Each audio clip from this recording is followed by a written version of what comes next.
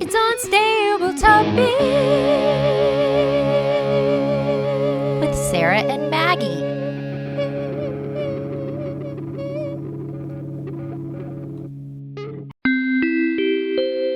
Please hold for an important message. Hey, you've reached Sarah Adams. I can't get to my phone right now, so just leave me a quick message and I'll give you a call back as soon as I can. Thanks. Hey, Sarah, it's Maggie. I wanted to call because, as you know, the Monthly Junk, our YouTube channel, just celebrated its birthday. It was 10 years of having a YouTube channel together. And I'm pretty sure I know you, and I know you sent me a little something in the mail, I'm sure, like a surprise for celebrating 10 years of the Monthly Junk's YouTube. And I just wanted you to know, whatever the surprise is, it hasn't made it to my house yet. So you might want to check the tracking link or whatever you sent. I don't know. I'm pretty excited about it. Again, I know that you're trying to surprise me, but I'm so proud of having a YouTube channel with a decade's worth of really fabulous content at the Monthly Junk. And I know that so many more people are going to subscribe and follow it and like all our old videos, and I'm going to really like whatever gifts you sent. So just check with the post office because it hasn't arrived. Thank you. End of message. Hey, welcome to Unstable Topics, a fast-paced, jam-packed, unhinged bestie podcast filled with facts, reacts, and made-up games in between. We're your hosts, Sarah And Maggie. and we're excited for you to join our best friend hangout, where we surprise one another with things we find interesting or hilarious, or just to see how the other will react. Our friendship might be totally stable, but you never know what your bestie might throw your way to knock you off your game. So come shake things up, learn something new, and laugh along with us. This is Unstable Topics. Hey, bestie. Hey, bestie. Something unstable that was recently uncovered for me is, well, first of all, you know, when you have kids, you like relive your own childhood. So you Yes. remember things, like things pop up, Mm-hmm. right? So yesterday my kids were like, we're going to prank you. And I was like, okay, as long as everyone's being safe, you can prank me. But it uncovered this memory for me of my brother and I trying to prank my mother. And did you remember this in the early 90s? Creepy crawlers, the oven. Yes. And you could bake little Yes. bugs. Yes. And in the commercial, the kids are pranking their parents all over the place. You know, they're putting bugs on Mhm. like the fridge. And then they put bugs on the dad's glasses. And he Mhm. puts the glasses on and he's like, whoa! And he makes this hilarious face. So my brother and I were like, we're going to prank our parents so hard. So we made a scorpion.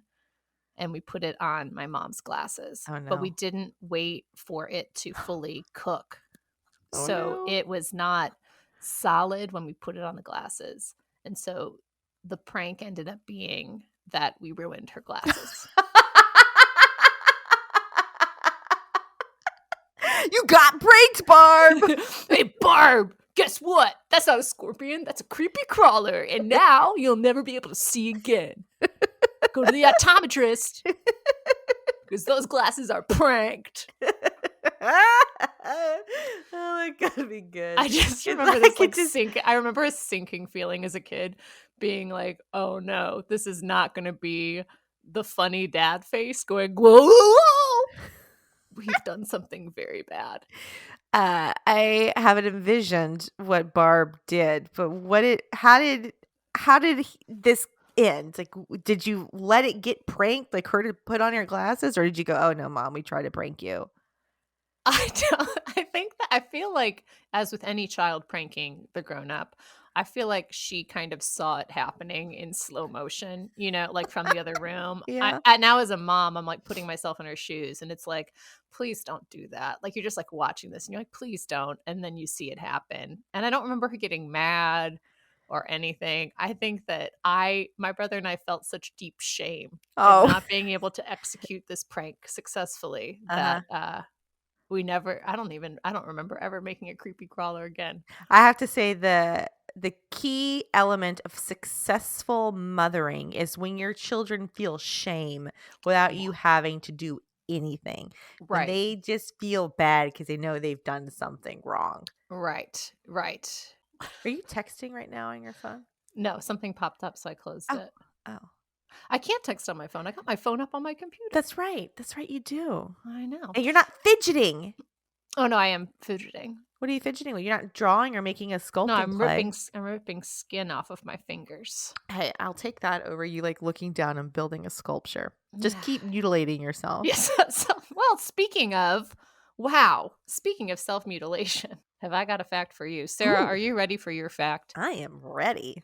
The front teeth of a squirrel never stop growing. They have to gnaw at wood to keep their teeth the perfect length for being a menace to society. That is a fantastic fact. And all I can now see are how long these squirrel teeth are going to go. Like, I wonder if there's like a squirrel rebel out there. It's like, you know what, Dad? I'm going to prank you. Let my teeth just grow. You can't tell me I have to go gnaw on something. No, man, these are my teeth. My rules. Nah, dude. Nah. I'm not going to gnaw. Gnaw. I was wondering why you were saying gnaw so much. I'm like, okay, I get it. Yeah, because it's like Gnawing. Yeah. Gnawing, but also like No. Yeah. Like no, but cool. Like a skater squirrel is like nah. Sure. Yeah. Nah. I've never seen a squirrel though with long teeth. That's because they are meticulous about gnawing them. They're really particular. They're really this has to be. I guess you wouldn't really be able to eat if your teeth were too long. Right. It's kind of like I bet beavers are the same. Beavers have longer teeth though, I think. Like Yeah, in but beavers are chopping bigger wood, you know. They're not just eating acorns. They're like building dams. That's building true. with their They're teeth. actually working while squirrels are just menace to society. Truly. And that was not factual, but I did add that. I'm glad you picked that up. Oh, because I agree. That was my opinion. Come fall time, the amount of squirrels are in digging up our yard to put their acorns in it. And then like you hear about the squirrels getting in attics. My Nana, she lived on the M streets in this really beautiful house where my mom grew up. And my mom tells the story to this day. When she was older, she was in the bathroom, going to the bathroom. She heard a noise above her and down fell squirrels. No. Squirrels. Nah, dude. Nah. Well, that brings me to my react, because my react is we learned that squirrel teeth never stop growing. But what else do you hate about squirrels? What else do I hate about squirrels? That's literally what I wrote. I was like, I just hate them so much. I just really dislike squirrels. Squirrel hate is strong. I think disliking them and acknowledging that they are just rascals of an animal. I feel like maybe that's why they were smited with teeth that would never stop growing. Because it's like, you are a rascal animal. So I'm going to make sure that you have teeth that don't stop growing to keep you humble. You know? Chew on that. Chew on that, squirrel. Yeah. I have another prank story about a squirrel that I just remembered too.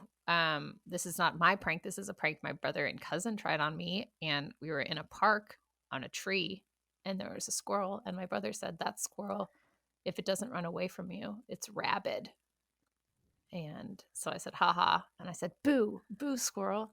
And the squirrel didn't run away. And I had a full-on panic attack in a tree, meltdown, caused a whole scene, high-pitched screams and all. The entire park gathers around, and I have to get carried off of this tree branch because I thought that I was going to be bit by a rabid squirrel. So I guess the lesson in this is don't prank people. Now let's play What Word Am I Thinking Of? Beans. The game where Maggie and Sarah use their telepathic best friend abilities to try and guess the word the other is thinking.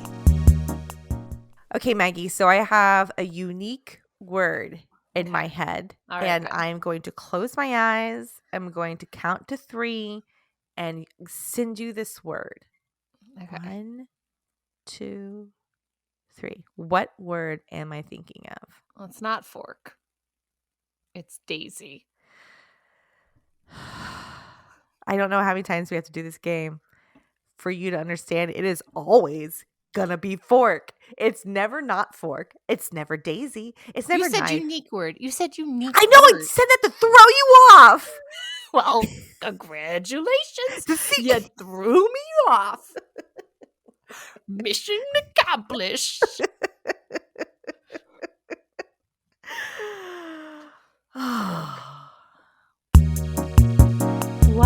incredible psychic feat only two best friends could accomplish. Sarah, are you ready for a fact? I'm ready, Maggie. Farts smell because of hydrogen sulfide, which, according to a 2014 study, could be good for your health. While it's dangerous in large doses, small sniffs of hydrogen sulfide could have therapeutic health benefits to people who have conditions like stroke, heart failure, dementia, or diabetes. That's interesting. I was thinking when this is just disgusting, but specifically with Alzheimer's and dementia, I wonder if that smell like triggers something in your brain. Like it brings you back Or like to a it moment. like your I don't know, is it neurons in your brain? Is that the right terminology? The things that travel, Yeah. like it sparks them, like they get going. But Right, then they're you like, said "Oof." diabetes and you said heart disease, and those are Right. not involving your brain at all. So I'm like, I don't know science, you know? Yeah, I don't know the science behind it. It's also the study is very like could possibly. So I don't know how grounded it is, but the Hmm. fact that someone was thinking, I should study this. Is there Mhm. a connection? There could be a connection, to me was incredible use of resources. So how do they test this theory? Would it be just this, what was it? What's the thing in toots? Hydrogen sulfide. Hydrogen sulfide, which is a chemical? I I'm guess it's assuming like the smell, a that gas, sulfury smell a of natural occurring. So you toots. wouldn't need to get like a whole bunch of people in a room and have them toot. You would just be able to then test this theory by using that. But then is it authentic? That's like the difference between organic and not organic, like organic and synthetic. Like you really probably want real people toots to test this. I Yeah. would think. I would think this researcher had to probably as a control be Mm, the person who was tooting because you yeah. can't have like other people. Because What I if was just some wondering, person toots this, one person toots that way? Like you have to have the same toot. and how much of this chemical is in everyone's toot? Is it different based on individual and then diet? Like, is this going to change because you ate something different? Right. There's so many variables here. So, I guess this was a real stinky fact, honestly. Yeah. Yeah. It's a little Unstable. unstable. I think we've poked a lot of holes in it, frankly. I Sure. think that possibly we could be researchers, fart researchers. Yes. There's enough toots going around in my house. Well, are you ready to react? I'm ready to react. So, smelling farts could be good for your health. What is something that is good for you that you will never do? Never is a strong word, but I do not like working out. Mm. Like, I like movement. I'm walking, I'm doing my laps. I enjoy that. Our friend Dana loves working out, like physically getting into it. She does these boot camps. I'm like, that's good for your body. You're toning your muscle. It helps, it does ward off like Alzheimer's and dementia and blah, blah, blah, blah, blah. I'm like, I don't want to do it. I'd rather smell a stinky fart. I'm gonna smell a stinky fart. I think that's my biggest thing is I like to move my body, but I do not like to work out. I'm kind of like, I know that I should get 8 hours of sleep a night or like go to bed before 9 or whatever it is, based on how early I wake up. And I also know I probably shouldn't drink a ton of caffeine, but both of those things are fun for me, like Mm. staying up late Mm-hmm. and then drinking coffee to get me through the day. So I'm like, I know I shouldn't do those things, but will I ever stop doing those things? I think the sleep thing is out of a lot of people's control. I feel like it's out of my control right now, where I am in the phase of life. So it's not like I'm choosing to be unhealthy, that I don't get 8 hours of sleep. Is that my life right now is not conducive to me getting 8 hours of sleep. And probably healthy to just let go of that expectation. Absolutely. Oh, another thing that I know is not good for me that I do is sugar. I am not going to let it go. I'm sorry. I guess my brain is just thinking it's cocaine because I love to bake and I'm going to eat what I bake. And I love a cookie. I love my pretzels and chocolate chips, I'm never gonna give up an entire food group, even if it's wrecking my body. If the Mm-mm. doctor was like, Maggie, you're allergic to cheese, I would be like, that's fine with me. Let me I will smell a continue. fart and I Let me will. smell a fart and then I will consume my cheese while eating a fart. I've heard that's a miracle cure. We are very healthy people. healthy and stable. And I think we've proven that undeniably. That's it for this episode. Wasn't that fun? Now it's time for you to subscribe and follow. And share this episode with a friend. Ooh, maybe even your bestie. Find us everywhere online at Unstable Topics. And for more antics, visit us at The Monthly Junk. Bye. Bye. Peace.